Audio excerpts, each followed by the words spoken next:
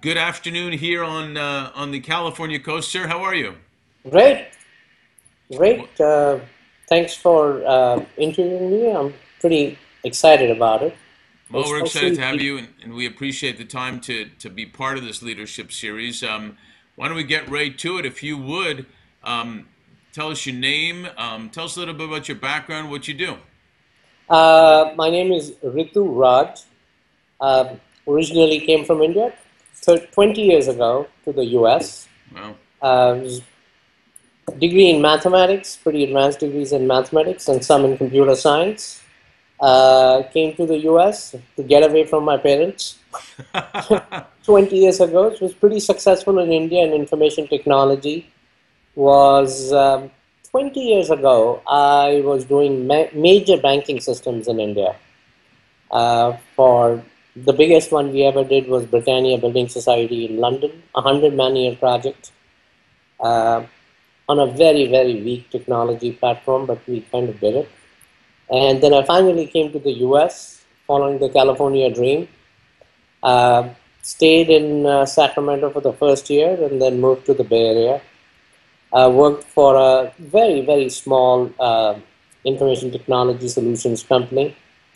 And within a year, I kind of took over the helms of the company as the executive VP. uh-huh. Grew it to $100 million, was bought by System One, uh, grew their sales to around $400 million. We Wow. were already 100 million, so we doubled it within 97 to 99. And TMP worldwide bought us. And so I became, I'm like a little kid, like in the US, like having a party of my life. And suddenly I was managing $1.2 billion of sales.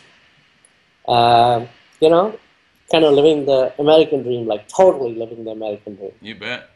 And, I get my friends who were from my same high school back in India, same kind of an education, were building and selling these companies for $400 million, right? And like, take back home $100 million after paying taxes. I was thinking, okay, what's wrong with me?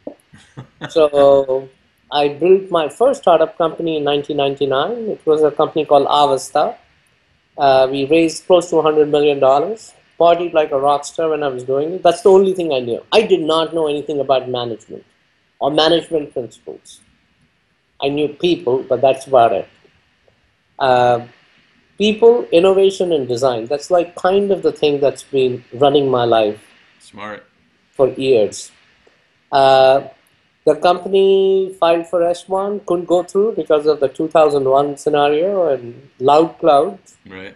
screwed our chances of doing it. And I joined Accenture. Oh, we sold the company, returned 80% of the money to our investors. I joined Accenture as a senior partner, Mm-hmm.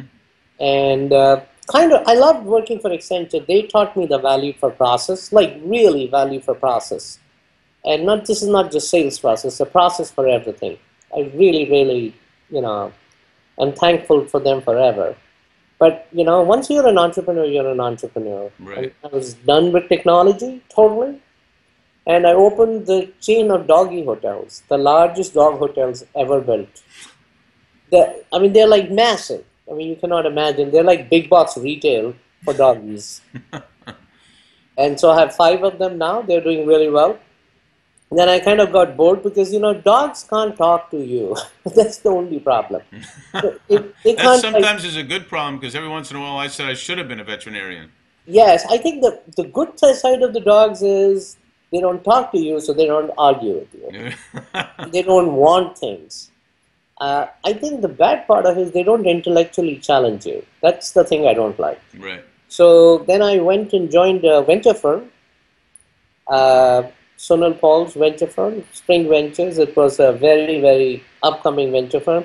However, we acquired a company which later became Sidecar, the first ride-sharing company technically, and I started building Sidecar for Sonal. I kind of came up with the app idea, the app design, and everything, and worked with my first experience working with millennials. When you first time work with millennials, they shock you. Yeah, you bet. They were 23-year-old little boys, super sharp. I was amazed at their sharpness. Uh, would come to work at 12 o'clock in the afternoon. Then they'll work till 2. Work really starts after dinner, right? So they'd work till 2, then go get drunk, party like hell, and then go home and play Xbox, and then sleep at 8. This is the life of the millennials. I mean, this is a super sharp millennial. Loved working with them, learned a lot. I also learned one big lesson in that. Mm-hmm. And the biggest lesson I learned is that however sharp or however bright I am, or I can be, or whatever, I cannot compete with the generation whose mother or father had a cell phone when they were born. Those kids, they did not have a phone. They were born with a phone. They were born with the internet. So it changes the way they think. And, my generation, we can imagine, but we cannot think like that. It's a big difference, big, massive difference. And since that, I've been in different startup technology companies. Most of the companies I work for are pretty heavily funded and are pretty successful companies. So I am now, from an entrepreneur to a consultant, from an executive to a consultant, and now an entrepreneur. I've been there. So I can go back to what I call an enterprise entrepreneur function at any time. Sometimes I get really upset that's not there as much. They talk about innovation, but they don't have leaders inside the company who are willing to take risks.